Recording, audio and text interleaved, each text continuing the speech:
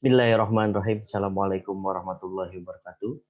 Selamat salam sehat selalu, selamat selalu sehat dan salam berbahagia untuk kita semua. Syukur kita panjatkan kehadirat Allah Subhanahu wa taala, Tuhan Yang Maha Esa, kita bisa kumpul di pertemuan 9 membahas tentang pengujian hipotesis statistika probabilitas. Di era pandemi ini, teman-teman tetap diharapkan menjaga protokol kesehatan dengan rajin mencuci tangan, menjaga jarak, serta menggunakan masker. Pembelajaran jarak jauh dilaksanakan oleh kampus adalah salah satu cara untuk memotong mata rantai COVID-19. Izin kita share untuk pengujian hipotesis pertemuan 9. Di materi kali ini adalah untuk pengujian hipotesis. Pertemuan 9 adalah gambaran umum terkait dengan hipotesis yang akan kita bahas. Di antaranya yaitu 1. Pengertiannya. Apa sih pengujian hipotesis? Hipotesis merupakan suatu proporsi pernyataan atau jawaban sementara atau dugaan yang mungkin benar dan digunakan sebagai dasar pembuatan keputusan atau penyelesaian dari suatu masalah untuk penelitian. Jadi sebagai contoh misalnya kita memuat berat suatu beras ya, 1 kantong beras. Kira-kira berapa? Ada keterangannya enggak? 5 kilo, 10 kilo, 25 kilo. Nah, hipotesis itu yang kita buat. Ini benar 25 kilo, apakah ini atau 10 kilo atau 5 kilo. Itu adalah hipotesis. Pembuktiannya apa ya? Ada di bungkusnya atau di nanti kita timbang dan sebagainya. Hipotesis adalah hasil kajian pustaka atau proses rasional. Nah, kajian pustaka dari apa? Dari bungkusnya. Proses rasional kelihatannya dari penelitian yang telah mempunyai kebenaran secara teoritis. Ya teorinya kan tuh lihat aja bungkusnya gitu. Tuh lihat aja timbangannya. Kebenaran hipotesis masih harus diuji kebenarannya secara empiris. Dengan demikian, hipotesis dapat dianggap sebagai jawaban sementara terhadap masalah yang telah dirumuskan dalam suatu penelitian dan masih perlu diuji kebenarannya dengan menggunakan data empiris. Apa diketahui, ditanya, kan? Apa aja yang diketahui? Yang tadi diketahui beratnya sudah diketahui, bentuknya besar, sudah ditimbang. Nah, itu yang diketahui. Hipotesis diartikan sebagai kesimpulan bersifat sementara atau proporsi tentatif tentang hubungan antara dua variabel atau lebih. Ada yang satu arah, ada yang dua arah, tergantung dari variabel yang diberikan. Kemudian ada ciri-ciri hipotesis. Merupakan hasil dari proses teoritik dan komparasi fakta yang handal. Kenapa? Karena ada buktiannya kan tadi. Ada bungkusnya, ada beratnya, yang secara teoritik dapat dipertanggungjawabkan kebenarannya. Karena terlihat ya. Kemudian hipotesis menyatakan hubungan antar variabel. Antar variabel apa? Tulisannya 25 ditimbang 25, berarti ukurannya adalah benar. Tergantung dari yang diketahuinya. Hipotesis harus dapat diuji. Nah, bisa juga diujikan. Diujikan dengan apa? Kalau tadi beras dengan timbangan. Artinya dapat visible, kan? Visible untuk memperoleh data untuk pengujian hipotesis. Hipotesis harus spesifik dan sederhana. Ya, untuk dugaan harus yang kenapa sederhana? Karena tadi rasional, gitu. Terus terlihat. Gitu. Yang 5 menyatakan pernyataan tentang karakteristik populasi. Ya bisa-bisa aja, misalnya karakteristik beras, ya kelihatan berasnya. Tapi kalau angin gimana? Ada angin nih, saya nggak berasa. Kan hal seperti itu bisa jadi hipotesis. Penggunaan hipotesis dapat memberikan penjelasan sementara tentang gejala-gejala. Ya gejalanya apa tadi? Mencari berat. Gejalanya apa tadi? Ukuran. Terserah, tergantung permasalahan yang mau dibahas. Hipotesis sebagai pengetahuan dalam suatu bidang. Ya. Jadi untuk membuktikan sesuatu hal, ada namanya praduga. Praduga ini hipotesis. Hipotesis memberikan suatu pernyataan hubungan yang langsung dapat diuji dalam penelitian. Berdasarkan apa? Berdasarkan fakta yang ada. Hipotesis memberikan arah kepada peneliti. Nah, arahnya kemana gitu? Beratnya 25 berarti ke arahnya pembenaran. Adakah yang menyangkal? Bisa jadi ada yang menyangkal. Hipotesis memberikan kerangka untuk melaporkan kesimpulan penyidikan. Untuk kesimpulan atau conclusion, ini kan pasti ada alasannya. Nah, alasan ini menjadi hipotesis yang telah dibuktikan. Kemudian apa aja kesalahannya gitu, atau penolakannya. Penolakannya seperti apa? Kekeliruan, berbentuk kekeliruan. Salah memberikan hipotesis atau hipotesa. Kekeliruan tipe 1, yakni menolak hipotesis 0 padahal sesungguhnya benar. Dia benar nih, berasnya 25 kilo, tulisannya 25 kilo, tapi dia nolak, enggak 25 kilo. Ya bisa-bisa aja. Namanya hipotesis. Nanti dibuktikan lewat kesimpulan. Kemudian ada kekeliruan tipe 2, ya ini menerima hipotesis 0 padahal sesungguhnya salah. Datanya salah. Lalu kita, oh iya, kita iya aja. Tapi ternyata setelah dihitung, salah. Harusnya kita tolak. Itu ada beberapa hipotesis. Gak semua yang diujikan, terus yang terlihat itu benar kan gitu. Lalu langkah-langkah pengujian hipotesis. Merumuskan hipotesis nihil atau H0. Ya, atau H0 adalah hipotesis dasar, nilai 0. Dan hipotesis alternatif atau 1. Nah, ini atau penolakan. Iya dan tidak. 0 dan 1. Menentukan taraf signifikasi atau taraf nyata alfa dan nilai tabel. Kita lihat datanya, taraf nyatanya berapa gitu, sesuai bungkus. Nilainya berapa yang tertera di bungkus. Menentukan kriteria pengujian berupa penerimaan dan penolakan H0. Kira-kira mau ditolak atau mau diterima? Dari sudut menerima bagaimana? Dari sudut menolak seperti apa? Jadi dua dengan metode yang sama, silakan saling membuktikan. Melakukan perhitungan statistika setelah kalau menolak apa dihitung, lalu tarik kesimpulan. Ternyata misalnya A, itu kan jawaban saya benar gitu. Atau yang B, dilihat sih benar, tapi ternyata setelah dihitung salah, ya bisa jadi. Lalu merumuskan hipotesis nihil H0 dan hipotesis alternatif H1 atau ingkar, gitu. Tolak alternatif. Karena kenapa ditulis sini alternatif? Karena bisa jadi alternatif benar, walau dia mengingkari nilai yang awalnya. Perumusan statistika menjadi 2. Dibedakan secara umum. 0 atau nihil. Hipotesis yang dirumuskan sebagai suatu pernyataan yang akan diuji. Nolnya berapa? Nolnya misalnya tadi dari 25 kilo, bahwa beras 25 kilo. Hipotesis alternatif HA, alfa atau H1, hipotesis yang dirumuskan sebagai lawan atau tandingan. Enggak 25 kilo. Sepertinya bukan. Sepertinya tidak. Kalau aku sih no. Seperti itu. Kalau yang yes seperti apa nih? H0-nya ya segitu. Pengingkarannya kayaknya enggak. HA tidak sama dengan 0.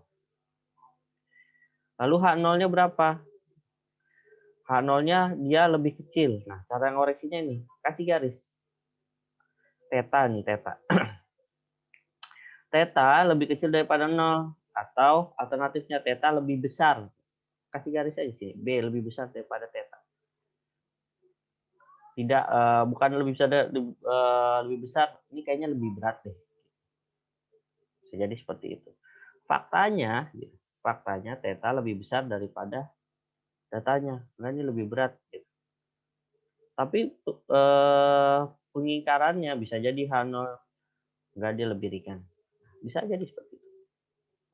Menentukan taraf signifikasi. Taraf signifikasi alfa atau taraf keberartian adalah pedoman tentang bisa kecilnya kesediaan peneliti untuk membuat keputusan dapat resiko dalam membuat kekeliruan tipe 1. Nah, alfa apa nih? Alfa ini bagian dari kelompok. Ada 10 orang. Benar, saya salah. Nah, seperti itu. Lalu dalam penelitian sosial dapat 2 nilai alfa yang lazim digunakan, yaitu alfa sama dengan 0,05 dan alfa sama dengan 0,1. Makin tinggi risikonya kesalahan yang akan dibuat, makin rendah kecil taraf signifikasinya akan digunakan. Suatu penelitian disebut signifikan bila peneliti bisa menolak. Dengan begitu menerimanya H1 pada nilai alfa yang ditentukan. Karena pada dasarnya H1 adalah negasi atau ingkaran dari H0. Ya kan H0-nya dia data dasar. H-1 dia tolakannya. Nah, ini nilai anomalinya. Kira-kira menentukannya berapa? Karena ada makanya kalau di iklan itu lebih jarang yang 100% membunuh ketombe kan ya, 99% gitu. Nah, itu signifikasi karena pasti ada bahagian dari penolakan atau ingkar. Kemudian menentukan kriteria. Menentukan kriteria pada dasarnya menetapkan statistik uji, misalnya tabel F, tabel frekuensi, tabel C, yang berdasarkan nilai atau X kuadrat. Dari nilai statistik uji adalah nilai yang akan dipakai sebagai dasar untuk menerima atau menolak. Berdasarkan tabel F, 1,9 berapa? Kemungkinannya benar atau tidak. Lalu ada penerimaan H0, terjadi jika nilai uji statistiknya lebih besar daripada alpha table. Ini benar. Area benar, area sekelompok yang sependapat sama. Lalu ada juga H0, jika nilai uji statistiknya lebih kecil daripada nilai alpha table. Nah, ini kemungkinan lain tadi yang ketombe 1%-nya, ketombe misalnya. Tanpa ketombe kan itu 90%, 99%. Lalu melakukan perhitungan statistika. Melakukan perhitungan dalam rangka pengujian hipotesis, artinya menentukan nilai X-nya berapa. Nilai berdasarkan tabel F, tabel T, tabel R, C, ya tabel C ya, yang diperoleh dari perhitungan data sampel. Lalu konklusinya, menarik kesimpulannya seperti apa? Secara sederhana menarik kesimpulan berarti menolak H0 ataupun penerima. Ya, kita ternyata benar, ternyata salah. Jika peneliti berhasil menolak, kita mengatakan hipotesis yang diajukan teruji oleh data. Nah, datanya support hipotesis. Sehingga kesimpulan menyatakan adalah hipotesis verbal yang telah diajukan peneliti. Sebaliknya, menurut saya datanya salah. Setelah diujikan, datanya memang benar-benar salah. Atau sebaliknya, datanya ini benar, tulisannya benar. Setelah dibuktikan, benar. Jadi bisa datanya tersupport hipotesis atau not support hypothesis. Kesimpulan lain tidak kalah penting adalah makna atau implikasi dari kesimpulan. Nah, implikasinya seperti apa? Nah, itu tadi yang kelompok. Kelompok mana nih? Nah, ini daerahnya nih, kelompoknya. Kelompok ada penolakan, ada penerimaan. Berdasarkan fakta. Seperti apa? Uji dua arah. Hipotesis yang dirumuskan dengan harapan akan ditolak. Menurut saya salah. Atau yang benar kan? Alternatifnya sepertinya benar. Uji hipotesa statistik. Hipotesis nih ya. Hipotesis memprediksinya. Hipotesa perhitungannya. Artinya sebenarnya sama-sama aja. Memprakiraan. Statistik yang dialternatifnya bersifat dua arah. Theta sama dengan theta 0. Data awal sama dengan data 0. Data 1 ini bukan pagar, tidak sama dengan maksudnya. Cuman kalau di sini susah. Dan sama dengan wilayah kritis atau kritik ya, atau daerah penolakan. Theta lebih kecil dari theta 0. Nah, ini kan nolak. Kelompok nolak. Atau theta lebih besar dari theta 0. Mau yang mana gitu. Pembuktiannya adalah berdasarkan tabel Z, nilai Z lebih besar dari alfa bagi 2 atau nilai Z lebih kurang dari minus alfa minus tabel Z alfa bagi 2. Z-nya berapa ya? Z-nya silahkan tentukan sendiri. Tergantung diketahuinya berapa Z-nya. Lalu ada pengujian satu arah. Dia ada daerah penolakannya hanya satu. Depan atau belakang. Nah, ada yang sisanya adalah daerah penerimaan. Kalau misalnya ujinya satu arah. Uji satu arah kanan, suatu uji hipotesa statistik yang alternatifnya bersifat satu arah. Seperti, dia nggak ada komen lagi. Sudah ada keterangannya, sudah cukup jelas, sudah resmi. Tapi kayaknya enggak deh. Coba saya coba. Tuh, satu arah gitu. H0 alpha theta kurang dari atau sama dengan theta 0. Atau alternatifnya theta lebih besar daripada theta 0. Wilayah kritik bagi hipotesa alternatif theta lebih besar dari theta 0 terletak seluruhnya di ekor kanan. Lihat sini nih. Sedangkan wilayah titik bagi hipotesa alternatif theta kurang dari theta 0. Ini sisanya. Mana nih? Ini mungkin batasnya itu. Atau sebaliknya, sama seperti halnya ini, kebalikan dari yang sebelumnya. H0, 0 lebih besar daripada theta 0. Nah, ini kesini udah sama. Terus alternatifnya, theta lebih kecil daripada theta 0. Seperti itu. Wilayah kritik bagi hipotesa alternatif theta lebih besar daripada theta 0 terletak seluruhnya di ekor kanan. Nah, sama semua nih.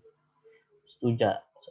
Sedangkan wilayah kritik bagi hipotesa alternatif atau nolaknya dia. Theta lebih kecil daripada theta 0. Letak seluruhnya di ekor kiri. Kan selalu seperti itu. Lalu contohnya nih, menerima hipotesa dalam pengujian dua arah pada taraf nyata alfa. Alfanya berapa tadi? 0,5 atau 0,1? Bila nilai Z, nah nilai Z yang diperoleh dari sampel berada dalam interval jawab. Diketahui alfa sama dengan 0,05. Alfa bagi 2 berarti 0,025. Z alfa sama dengan Z 0,025. Lihat tabel Z 1,96. Daerah penerimaan berarti antara min 1,96 lebih kecil dari Z dan Z lebih kecil atau sama dengan 1,96.